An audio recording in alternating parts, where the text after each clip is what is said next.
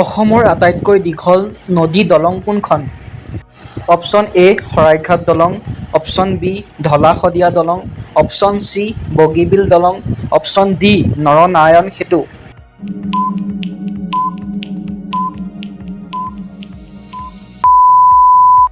শুদ্ধ উত্তৰটো হ'ল অপচন বি ধলা শদিয়া দলং।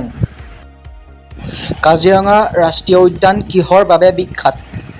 অপচন এ এশিঙীয়া গড়, option B royal Bengal tiger, option C হাতী, অপচন ডি সোণালী বান্দৰ।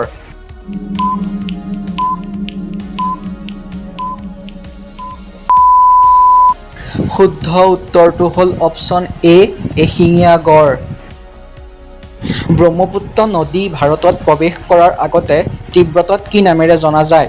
Option A Dihang, option B Tsangpo, option C Yamuna, option D Padma.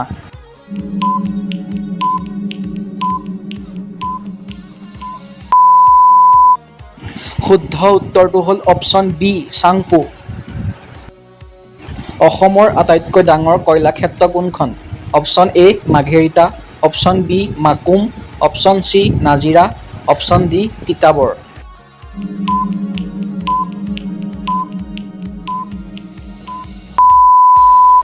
শুদ্ধ উত্তৰটো হ'ল অপচন বি মাকুম। অসমৰ কোনখন জিলাক তেলৰ নগৰী বুলি কোৱা হয়? Option A Digboi, option B Duliajan, option C Moran, option D Sivasagar.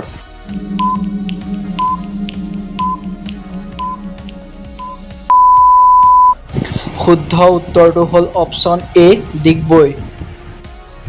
জনসংখ্যা হিচাপত অসমৰ আটাইতকৈ ডাঙৰ জিলা কোনখন? অপচন এ কামৰূপ মহানগৰ, option B Dhubri, option C Nagaon, option D Barpeta.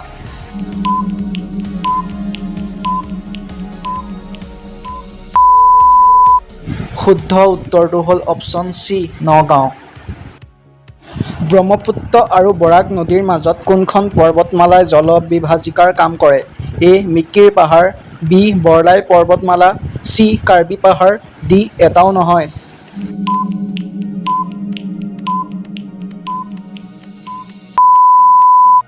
উত্তৰটো হ'ল অপচন বি বৰলাই পৰ্বতমালা।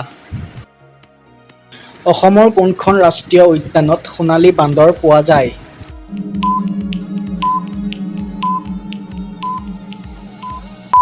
উত্তৰটো হ'ল অপচন চি ৰায়মনা।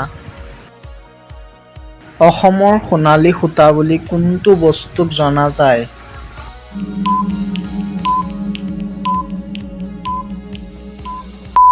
উত্তৰটো হ'ল মুগা ৰেচম। ব্ৰহ্মপুত্ৰ নদীৰ ওপৰত নিৰ্মিত প্ৰথমখন দলং কি আছিল?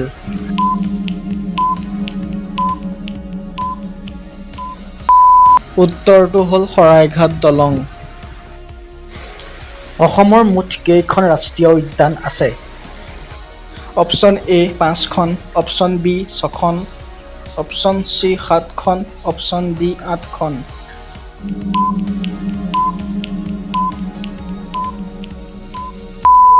শুদ্ধ উত্তৰটো হ'ল অপচন চি 7খন। অৰ্জুন বঁটা লাভ কৰা অসমৰ প্ৰথমগৰাকী ক্ৰীড়াবিদ কোন আছিল?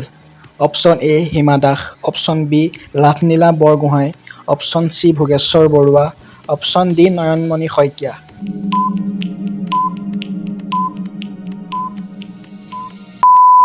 শুদ্ধ উত্তৰটো হ'ল অপচন চি ভোগেশ্বৰ বৰুৱা। অসমৰ কোনজন স্বাধীনতা সংগ্ৰামীক বীৰ বালা বুলি জনা যায়? Option A Kanaklata Barua, option B Bhogeswari Phukanani, option C Pushpalata Das, option D Mula গাভৰু।